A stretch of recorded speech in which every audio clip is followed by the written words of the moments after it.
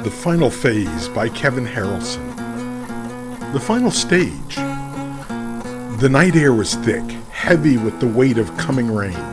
He ran, breath sharp in his chest, feet striking the earth in a frantic rhythm. The sound of dogs carried through the trees behind him. Low snarls punctuated by the shouts of men. They were close. The branches clawed at his skin, tearing at the ragged clothes of his shirt. His back ached, the deep bruises from yesterday's work still fresh. But he pushed forward, swallowing the pain, focusing only on the stretch of darkness ahead. If he could make it past the ridge, find the stream, maybe, just maybe, he could disappear into the night. He had heard stories of those who had tried to run before. None of them had returned. "He's moving east! Cut him off before the checkpoint!" Checkpoint? Ain't no checkpoints in the wild, only the rivers and hills and stars above. The same sky that had guided runaways long ago. He had traced those same constellations, whispered the same prayers under his breath. But now, doubt gnawed at him, because something was wrong. Everything about this was wrong. He should have been breaking loose from a plantation, making his way to north to freedom, but there was no plantation. There was no South, no underground railroad. Only Washington. Only 2035. And yet, it felt like something out of the old history book. The crack of the whip traded for the hiss of a stun rifle. The bounty hunters now dressed in black body armor with insignias he couldn't make out in the dark. He called them race soldiers because that's what they were. Men paid to keep people like him in line. Men who believed the final stage wasn't just necessary, but inevitable. The necessary restructuring of the labor force, they called it. That's what they told them when the first round of detention started. The farms needed workers. The economy needed stability. The people needed order. But he had seen what happened to those who stopped asking questions. The one who accepted the new rules, the labor camps weren't for work, they were for control. And the moment they scanned his ID, the moment they checked the database and saw his name flagged in red, he would never see the outside world again. He wasn't running for freedom. He was running for his life. The ridge came into view and the land dropped steeply into the stream below.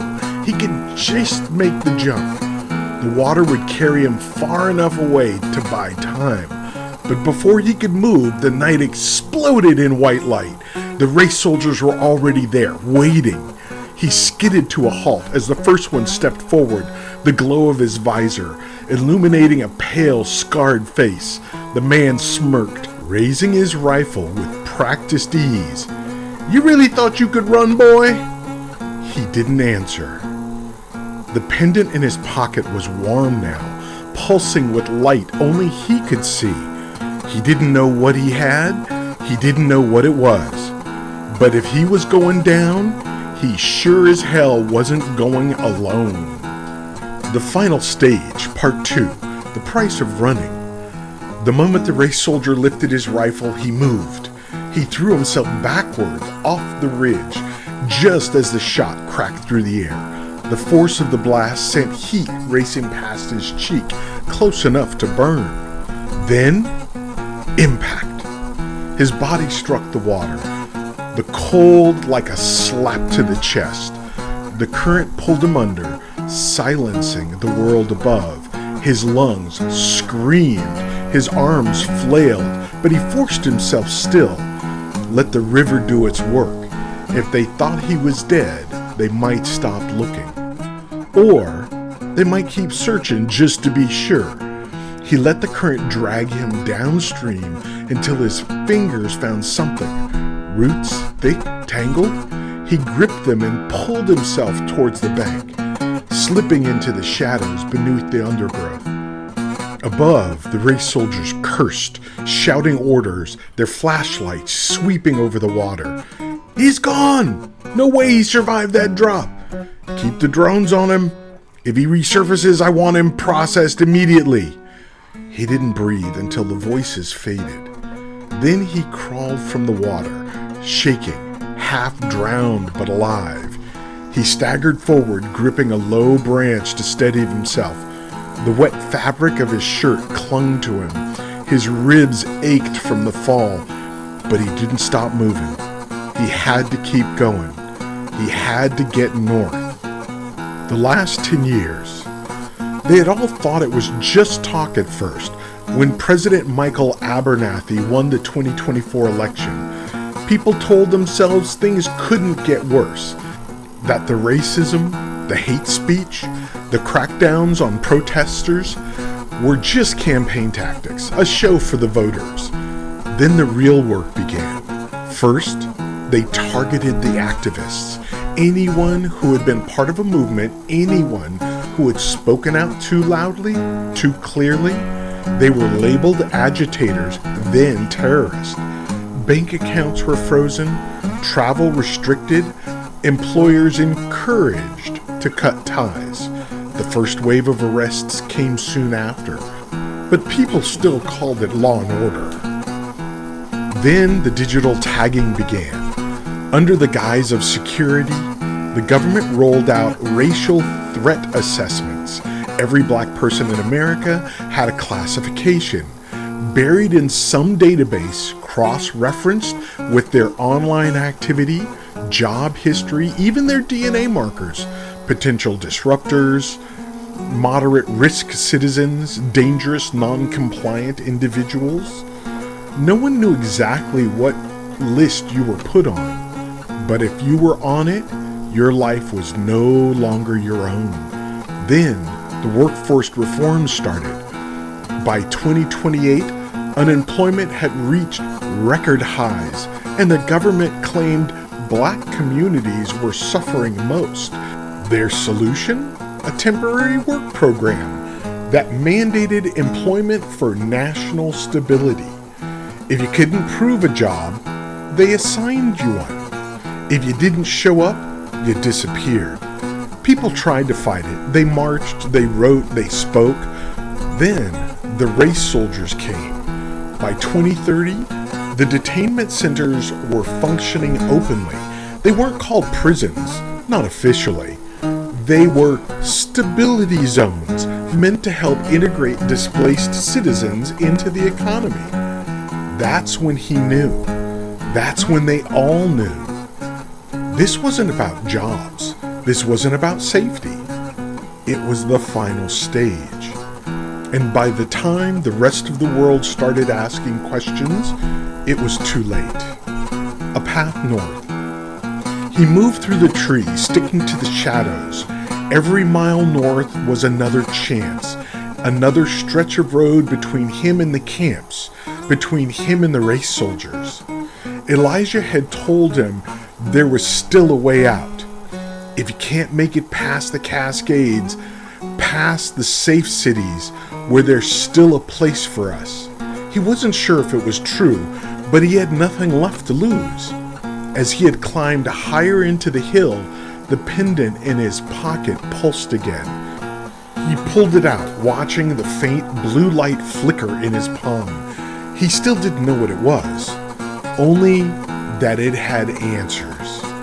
And if he could make it north, he might live long enough to find out what they were. The final stage, part 3, lessons in the smoke.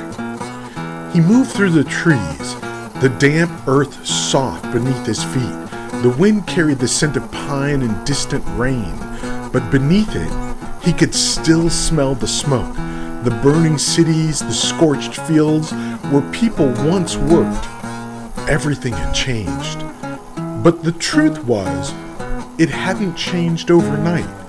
His fingers curled around the pendant in his pocket. It was still warm, pulsing faintly, like it was breathing. It had to mean something. Had to be proof of what was happening. But who could he even show it to? He had to keep moving. There were still safe houses, whispers of people helping others out of the stability zones. He had traded stories with those who were still free. Maybe find someone who could explain what this thing was. As he moved, his thoughts drifted to his father. Flashback. The sound of steel and gunpowder. Crack, crack, crack. The shots echoed across the field, ringing sharp against the late afternoon sky. His father stood steady, rifle pressed tight against his shoulders, eyes locked on the empty can lined up on the fence post. One by one they fell, clinking against the dirt, rolling into the dry grass. He'd always thought it was funny, the way his father prepared for something that would never come. "Why you doing all this shooting?" I asked, leaning against the porch rail. His father didn't look at him. He just reloaded, chambered another round. "Gotta protect my family and home when they come." He scoffed, shaking his head. "Who are you talking about?" His father finally turned, rested the butt of the rifle against his hip. His eyes were hard, distant, like he had already seen the future unfolding. "You know who," he said. "The official boys. When they come and try and take you and your mama from me." He had laughed back then, laughed. He thought his father was just one of those men always waiting for a fight that wasn't coming, stocking up on canned goods, building generator in the shed like the world was ending. But he was right. The fall, how it all started. He hadn't been at the farm when it happened, when the first stability zones went up. At first, didn't seem like much, just another land buyout. The big corporations had been swallowing up farms for years, pushing people out with the rising cost and the empty promises. But that wasn't just some agribusiness takeover. It was FEMA. They came in fast. The place where he used to work, the fields he walked every day, was fenced off, repurposed. He thought it was just another relocation project, another temporary housing camp for displaced workers. But then the fences got higher, the security got heavier, and the people who went in, they didn't come back. He had stayed long enough to watch the whole thing unfold. The government called it an emergency stability effort, said it was about to keep people safe after the catastrophe. A catastrophe that they never fully explained. All he knew was that one day things were bad. The next day the government declared an emergency, and after that, every black man, woman, and child who didn't have a government-issued work permit started disappearing. He had gotten out before they came for him, but not before he saw what was inside the encampment. Rows of barracks, reinforced with metal siding, armed guards standing at every checkpoint, a train line stretching deep into the compound, bringing people in, but never taking them out. This wasn't a shelter. It wasn't a work program. It was a machine. A system built to contain, control, and erase. And he wouldn't have been in it, just like the rest of them, if he hadn't run. If Elijah hadn't pulled him out before they shut the gates for good. The present, weight of the truth. He clenched the pendant tighter, feeling its pulse match his own. His father had been right. He had laughed at the old man's paranoia, thought he was just another conspiracy theorist with a shotgun and a grudge against the government. But now he wished he had listened sooner. The truth was burning in his chest, rising up like bile. He wanted to scream, to shout at the top of his lungs, but who would listen? The world had already moved on. The government had scrubbed the history books clean, filled the news cycles with stories of economic recovery and national unity. If you asked the right people, they would tell you that things were better now. That the new laws, the new camps, the stability zones were necessary. But those who disappeared were just collateral damage. But he knew better. He had seen what they were doing, and now he had proof. His father had taught him how to survive, but he had never thought he'd be running like a slave in his own country, in his own time. 2035 wasn't supposed to look like 1855. But here he was, running north, just like the ones before him. Final stage, part 4. The woman who played dead. The fire was dying now, crackling low against the damp air. He sat close to the warmth, eyes half closed, body aching from the miles he had put behind him. But his mind wouldn't rest. The pendant in his pocket pulsed again, faint and steady, like a second heartbeat.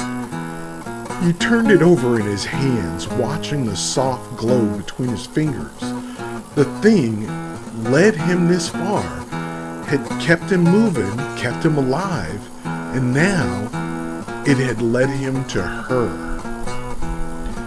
She sat across from him, wrapped in a warm, gray coat that swallowed her thin frame. Her hair was matted with dust, her face streaked with dried blood that wasn't hers. She had given him no name, just a story. One that he still wasn't sure he believed. "How'd you make it out?" he asked when she first found him. And she smiled. Not the kind of smile that meant something was funny, but the kind that gave you the sense that she had seen too much and had nothing left to lose. "I played dead." The raid. She told him how they came in the night. "Didn't even knock," she muttered, eyes distant staring in the fire. "Just came in like they owned the place. Drones first, sweeping the streets, scanning faces, then the boots, lots of them. They had locked down the whole block, street by street, building by building. Said it was a housing compliance check," she spat. "That's what they always say." The neighbors believed it at first. They thought it was just another survey, another bureaucratic procedure, another hoop you gotta jump through in this new world. Until the soldiers started calling out names. "They already knew what they wanted," she whispered. "Had their names, their locations, everything. All official. All printed neat on some damn list. Families didn't even have time to run. Didn't have time to fight. The ones who struggled were handled first. Stun rifles, plastic ties around the wrist, bag over the head. They kept saying it was temporary, that they were being relocated for security processing. But she knew better. She had heard about the other places, the neighborhoods that were silent, the streets where people walked to work one morning and never came home. So when the first shots rang out, she didn't run. She dropped to the ground, let the rubble cover, let the dust settle in her hair, force herself to breathe shallow, stay still. And when the screams stopped and the boots marched away, taking her neighbors with them, she stayed down. "Hours," she whispered. "I laid there for hours. Could feel the bodies next to me, could smell the blood. And then, when it was quiet, when the drones faded and the street lights flickered back on, she crawled free, alone." What she had heard?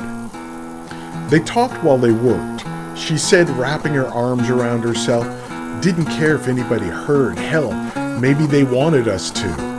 He leaned forward. What did they say? She glanced at him, brow furrowed, testing him. "You already know, don't you?" He swallowed. He did. But he needed to hear it from someone else. Say it anyway. She exhaled, watching the fire dim to embers. They called it a final sweep. Said our district had reached its compliance threshold. That meant whoever was left didn't belong. His fingers clenched around the pendant. A final sweep? It was happening faster now. In the camps, he said, low voice, they take them to the stability zones?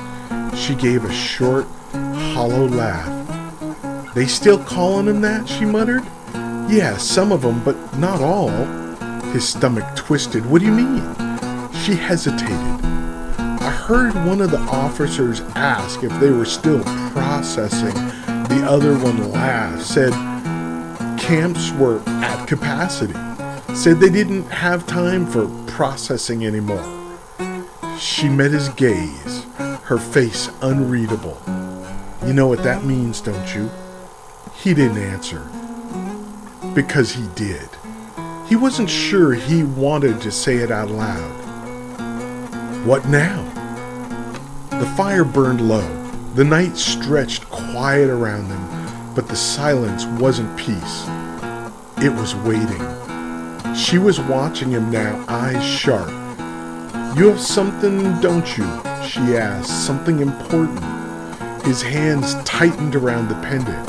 He thought of Elijah, of his father, of the people who weren't here anymore, the people who should be. Yeah, he said softly, I think I do. She nodded like she already knew. Then we have to go north, he nodded back, because there is no other choice.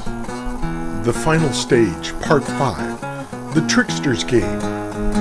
The forest was silent, save for the soft rustle of leaves underfoot. He and the woman, still strangers in many ways, pressed on, driven by a shared need to escape the horrors behind them. The pendant in his pocket pulsed gently as a constant reminder. As they navigated through the dense underbrush, a faint glow of fire caught their attention. Approaching cautiously, they found him near a hollowed-out tree, crouched by a small fire that cast flickering shadows against the night. Well, well, he said, tilting his head as they approached. His voice was smooth and almost inviting. Didn't expect company, but ain't about to turn away good folks in times like these. The woman stiffened, but he only smiled and raised his hands in a gesture of peace. Sit, he said, nodding towards the fire. Y'all look like you've been through hell. Ain't no law says a man can't warm his bones before heading back into it.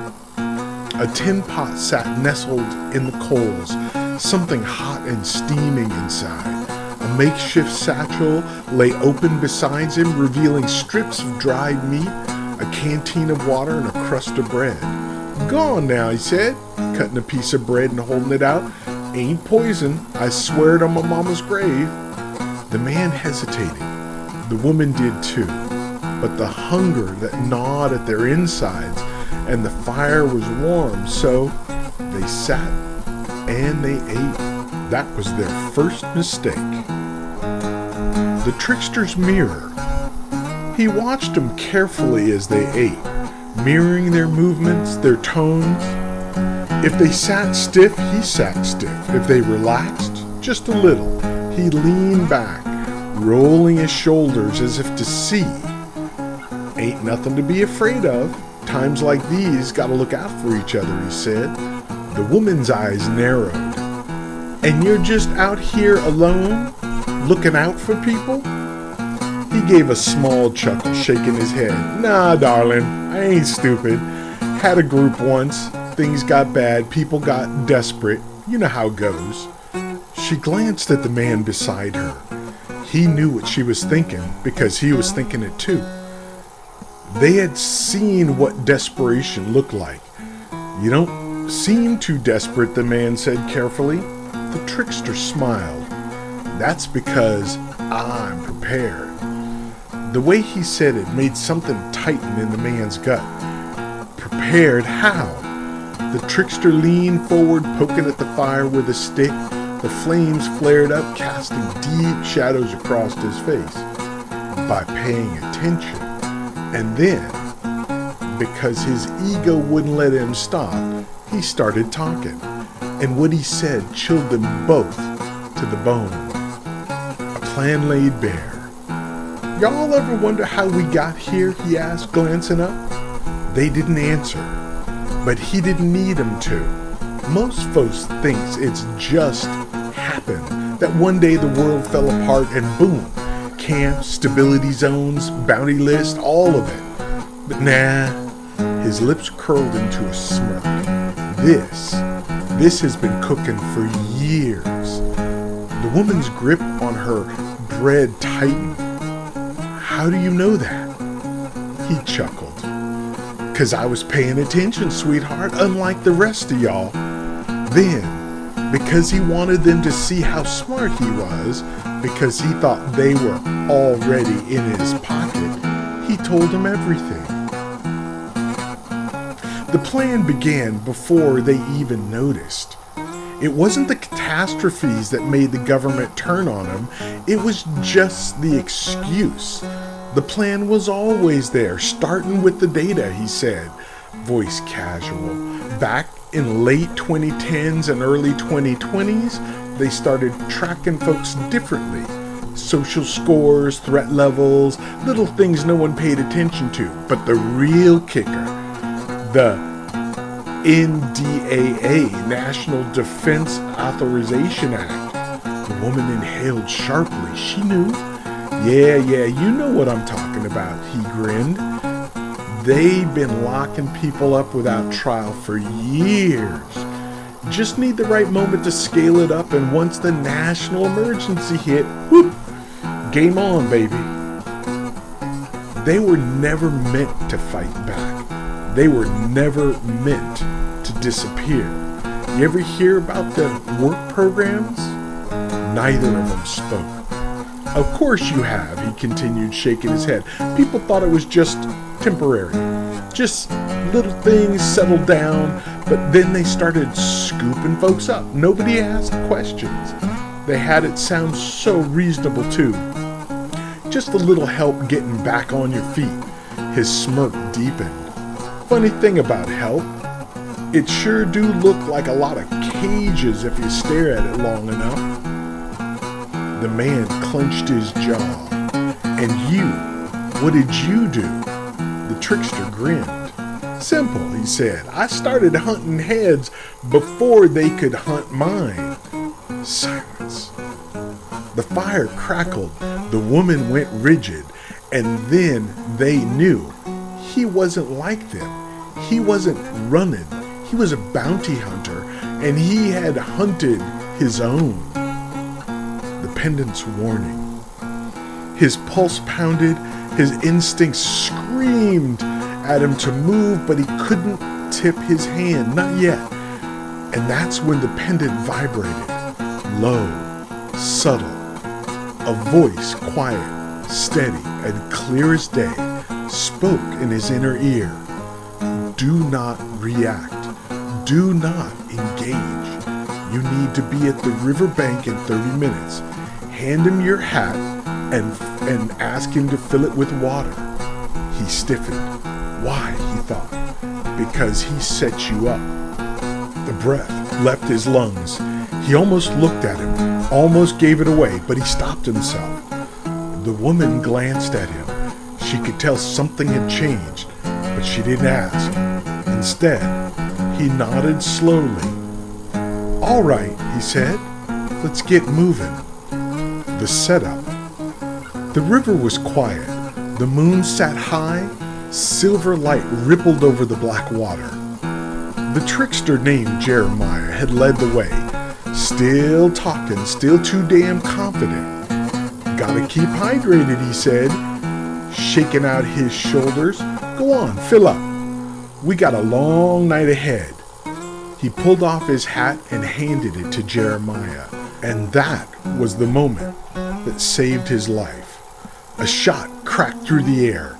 Jeremiah barely had time to look up before his chest exploded. Blood sprayed. He crumpled his last breath, nothing but a wet gasp. Then silence. The sniper had been waiting, watching for the hat. In that moment, Jeremiah wasn't the bounty hunter anymore. He was just another body on the ground. The warning. As they ran, breathless and shaking, the pendant pulsed again. Trust is a currency, the voice whispered. Spend it wisely or not at all.